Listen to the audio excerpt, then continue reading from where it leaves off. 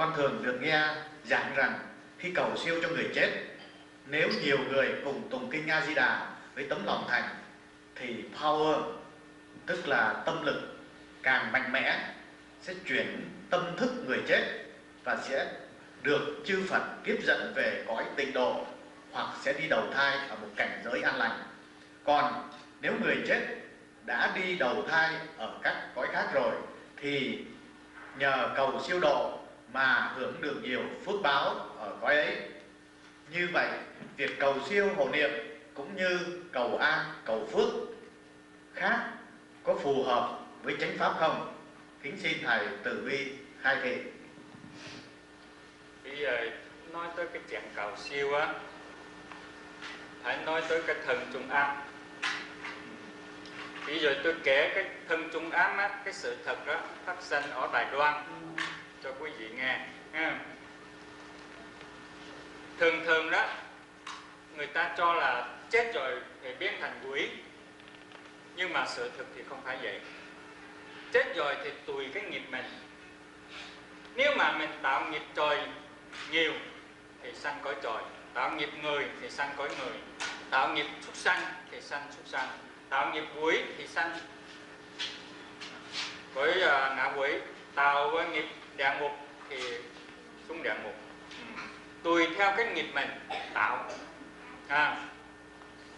Nhưng mà thường là người cái giờ phút chết tức là giờ phút sanh. Đấy có là cái thằng trung ám. Nhưng mà nếu mà người đó làm thiện với làm ác nó bằng nhau á, bởi vì làm thiện thì sanh tam thiện đạo, cõi trời cõi người Atula. Làm ác thì sanh tam ác đạo, súc sanh quỷ địa ngục.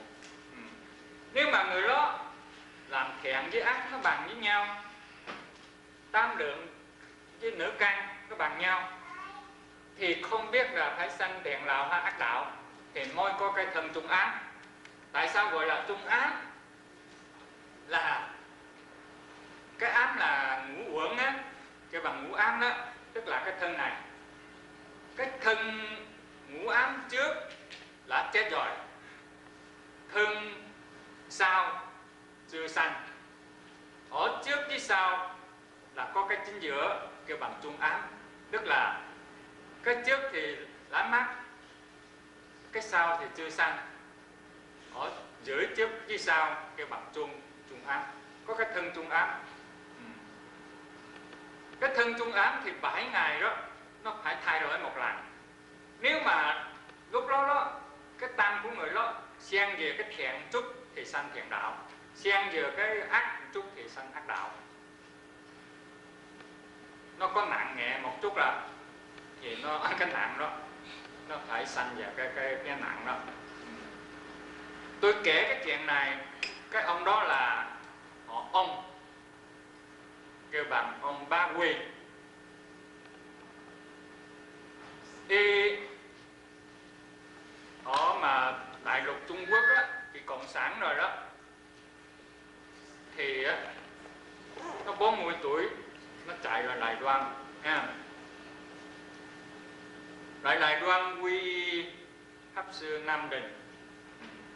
Pháp Sư Nam Định lúc mà thuyết pháp nói là tôi á, bởi vì muốn người ta tin cái luân hồi á, thì nói với người nghe pháp, nói tôi có một đệ tử kiếp trước đã có đạo thai con heo, bây giờ đó ra vô á, mấy cây chùa đó quý vị cũng có thể gặp, nhưng mà bây giờ tôi không có thể nói cái tên của ông đó,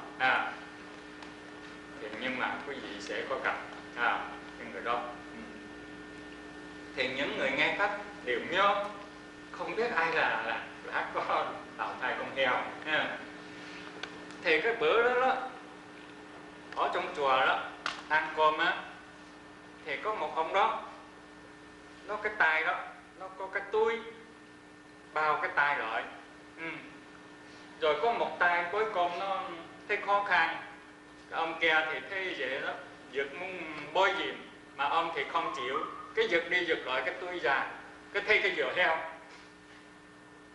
cái từ khúc này thì cái tai người, khúc này đó là cái dừa heo mà cái chân trước đó. Dừa heo rõ ràng. Cái ông đó cũng mau cứ rồi kêu nó đừng có lên tiếng.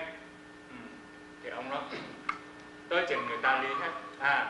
Một rõ gian ông nó nói ông phải là Pháp Sư Năm đừng nói là ông có làm thai con heo, phải ông không? Bạn nào ông không chịu nói. Nói bây giờ tôi đã biết rồi. Ông không nói tôi cũng biết vậy. Bây giờ nói cho tôi biết, tôi không có nói với người khác. Thì ông mới kể, nói tôi biết 2 kiếp trước. Cái kiếp đầu tiên á, tôi là dạy học ở thôn quê. Lúc đó mà tôi chết, tôi không biết tôi chết. Tôi đi lang thang ở ngoài đường, thấy trong cái thân nó nhẹ nhàng. Lúc đó là cái thân trung ám rồi nhưng mà ông không biết. Mà một ngày á, đi ngang cái nhà lớn mà gặp cái gió bắc nó thổi lạnh quá, chịu không nổi. Thì thấy cái nhà lớn nó mở cửa, không có ai thì vô trong cái nhà đó để mà tranh cái gió bắc. Nhưng mà vô trong cũng còn lạnh quá. Thì thấy ở cái vách tường đó treo mười mấy cái mà áo lớn. Thì ông nó chịu không nổi thì ăn cắp một cái áo bạn vô. Thì thấy ám, mà dạng ám rồi thấy không có lạnh. Thì ngủ hồi nào không hay, tới chừng thức dậy á thì thấy trong cạnh mình có con heo nái, có con heo nhỏ, có nhiều con heo nhỏ. Thì lúc đó dần biết mình là đã thành con heo nhỏ rồi. Đó là tức là làm thai thành con heo rồi. Thì ở trong bụng thì rõ ràng con heo là người ta nuôi lớn là bị người ta là làm thành rất khổ. Bây giờ phải làm sao? Thì tin tự tử. Thì làm sao tự tử được? Thầy nghĩ lại là tuyệt thực không ăn. Rồi người chú á, tưởng là bệnh, đem thuốc á, trộn với sữa, bỏ cái miệng ra cho ăn, nó nhỏ ra nó không chịu nuốt vô. Thì qua 7 ngày nó chết. Nó chết rồi đó thì khôi phục cái thân trung ám lại. Khôi phục thân trung ám cũng đi lang thang ngoài đường. Thì cũng gặp cái gió bắc nó lạnh, đi cũng đi ngang cái nhà đó, vô trong đó thấy mười mấy cái áo lớn đó. Thì á cái tay á muốn lấy một cái áo để mặc nữa, cái tay vừa đụng á thì rút lại. Nó kỳ trước đó đã đầu thai thành con heo rồi, bây giờ làm sao mà còn lấy nữa. Thôi thẻn thà mà bị lạnh chết rồi. Thì lạnh tôi chịu không nổi là chết giấc không hay. Tới chừng tỉnh dậy rồi thì người ta nói là sanh con trai. Tức là đã đầu thai con trai rồi đó, tức là cái kiếp này đó ông ba một quỳ đó. Thì á cái tay nó đụng vô cái áo đó thành ra cái dừa heo đó, cái chân heo đó. Về mẹ họ từ hồi nhỏ thì mai cái túi đó buộc lại không cho người ta biết. Cái ông đó sống tôi sau 12 tuổi là bệnh do cái bệnh dạng cái bệnh dinh dưỡng ở Đài Loan, ở Đài Bắc, chết năm 62 tuổi, mà tới bây giờ cũng là 20 mấy năm rồi. Sau này ông chết rồi đó, cái người mà hỏi ông đó mới dắt cái sự thật ra công khai ở trong cái hạt xăng đó. Thì tôi coi đó tôi mới biết đó. Tôi kể cho quý vị biết. Tức là ăn cắp là ác, cho nên phải đầu thai thành con heo. Không ăn cắp là thẹn, cho nên nó sanh lại người đó. Thì á, tùy theo cái tâm mình tạo nghiệp gì thì sanh cái cõi đó. Thì bây giờ mình cầu siêu đó thì phải làm sao nó ảnh hưởng người chết, cái tâm được sửa lại nó mới được. Cho nên bây giờ cái người chết cha mẹ anh em gì của mình mình đừng có làm mấy cái mà heo quay thịt quay gì đó để cúng thì nó làm ảnh hưởng cái người chết mà nổi lên cái ác niệm thì nó hại cho người chết chứ không có ích cho người chết. Thấy cả gia đình đều ăn chay Nếu mà tham thiền là thì trước đinh cửu mà tham thiền, niệm Phật thì trước đinh cửu mà niệm Phật chứ đừng có mà làm ảnh hưởng cái mà thần thức của cha mẹ của người chết đó. Nếu mà ảnh hưởng một chút nó xen một chút là nó phải ra thiện đạo hay là ác đạo, phân biệt. Thiền có lợi ích như thế nào cho con người? Đó là câu hỏi đầu tiên của bây giờ tôi giải thích cái lợi ích Cái thiền đó là lũ thứ thiền nhưng mà tôi hoàn là cái tổ sư thiền, là cái tháp thiền trực tiếp do Phật Thích Ca biết tuyên truyền. Nó là cái thiền này đó là cái lợi ích đó. Thế liền hồi nãy tôi đã nói rồi, mình tham được 5 phút là 5 phút này không có phiền não là lợi ích rồi. Tham được 1 ngày là 1 ngày nay không có phiền não. Tham được 1 tháng thì tháng này không có phiền não. Thì cái lợi ích là trước mắt vừa làm là có lợi ích rèn rồi. Còn mấy cái thiền kia đó là gọi là tọa thiền đó, lũ thứ muôn ngàn tôi không có thể mà nói hết được.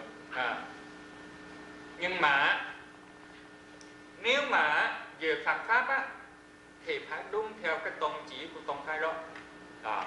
Cũng như hồi nãy tôi nói đó, tôn thiên thai có chỉ quán thiền, tôn duy thức có duy thức quán thiền, tôn thiền thủ có pháp duy quán thiền. Mỗi tôn phái đều có cái thiền viên của cái tôn phái đó. Mình muốn tu phải tu đúng theo cái tôn chỉ của tôn phái đó. Cũng như Tịnh Độ cũng có cái 16 thức quán ở trong cái kinh Quán Luận Thọ đó, cũng là cái thiền quán tưởng đó. Mình muốn tu phải đúng theo cái tôn chỉ mới được. Nếu mà không đúng theo cái tôn chỉ thì nó có hại. Còn cái tôn chỉ của tổ sư thiền là 9 chữ vô số đắc, vô số cầu, vô số sở. Nếu mà đúng là tự nhiên là không có cái thiền bệnh, không có tạo quả nhập ma được, không có cái gì được ấy. Bởi vì ma nhập được là tại có sở cào, có sở đắc, có sở sợ. Mình thực hành được 9 chữ này là tức là không có ma, không có nhập được. Câu hỏi thứ hai, tính tình nóng nảy hay suy nghĩ, lo lắng học thiền có thể bớt được không? Các thiền khác thì tôi không biết nha. Nhưng mà anh là thì trước tôi có giảng về cái 3 cái kết quả. Nhưng mà bây giờ đó tôi nói về cái tổ sư thiền. Những Phật tử ở Việt Nam đó, có người ham đi xem hát, nhưng mà tham thiền một thời gian rồi không có hứng thú đi xem hát nữa. Có nhiều người đó ham mặc đồ đẹp, cũng như thấy người ta mặc bộ đồ đẹp, tôi cũng đi mặc, đi may một bộ. Nhưng mà tu lâu rồi đó không có hứng thú nữa. Có những người mà ham ăn uống, đi nhà hàng ăn uống, mà tu một thời gian nó tự không có ham thích nữa. Tại sao vậy? Tại cái nghi tình này là không biết. Cứ tối ngày giữ cái không biết hoài thì đâu có nó có cái ham thích nó tự nhiên nó mất.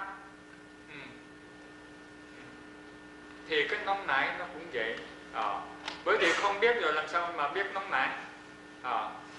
Cái nhẫn nhục tôi thường nói đó, nếu mà mình làm người ta chửi mắng mình, đánh đập mình nhẫn nhục được, nhưng mà ở trong tâm mình thấy khó chịu.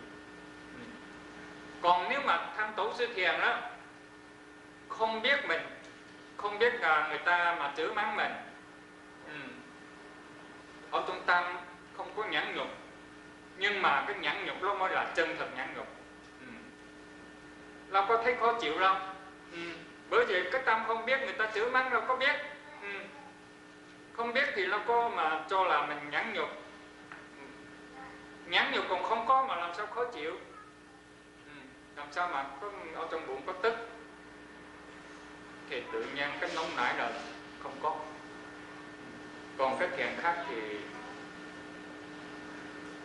cái đó là tôi không có thể nói được. Câu hỏi thứ ba, con nghe nói người hay lo lắng, suy nghĩ thiền có thể bị tẩu hỏa nhập ma. Thì chính cái tẩu hỏa nhập ma là do cái lo lắng suy nghĩ đó. Còn cái tẩu sư thiền là không cho bộ óc suy nghĩ. Nếu mà suy nghĩ là không phải tham thiền. Không cho bộ óc lo lắng. Nếu mà lo lắng là biết, suy nghĩ là biết. Nếu mà tham thiền là không cho suy nghĩ, không cho tìm hiểu một thoại đạo nữa. Học thiền học đạo cũng không cho nữa. Ngài Lai Quả cũng nói đó. Tại sao mà tham thiền không cho học thiền học đạo? Tại tham thiền đã có thiền có đạo rồi. Nếu mà còn đi học thiền học đạo, tức là ở trong thiền tông cái bằng đạo thượng an đạo, tức là ở trên đạo một thêm cái đạo. Mình đã có một cái đạo rồi, đã đủ rồi, đủ xài rồi. Nếu mà còn một thêm một cái đạo nữa thì làm cho cái đạo này khó chịu. Phải mời bác sĩ cắt bỏ mới được. Nếu mà không cắt bỏ thì nó cực lắm, khổ lắm. Thì tham thiền cũng vậy. Đã có thiền rồi là còn đi tìm hiểu thiền nữa, thì tức là ở trên đạo sanh thêm cái đạo nữa. Nó chướng ngại cái đạo này. Cho nên thiền tông gọi là đạo thượng an đạo là vậy. Nếu mà còn tìm hiểu thiền, hiểu đạo còn không cho, cũng là cái khác. Còn lo lắng cái gì nữa.